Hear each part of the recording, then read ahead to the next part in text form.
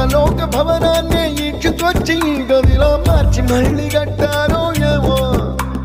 మాయజాలము తెలుసు మంత్రగారడి తెలుసు రెంటి కన్న ఇది ఇంకోటేమో నీలాకాశం నేలాకొస్తే ఇట్టాగే ఉంటాదో ఏమో ఈ సంతోషం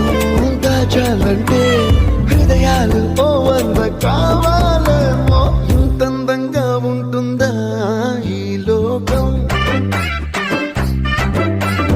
ఇన్నాళ్ళు ఈ మనసుకి తెలియాలేదే పాపం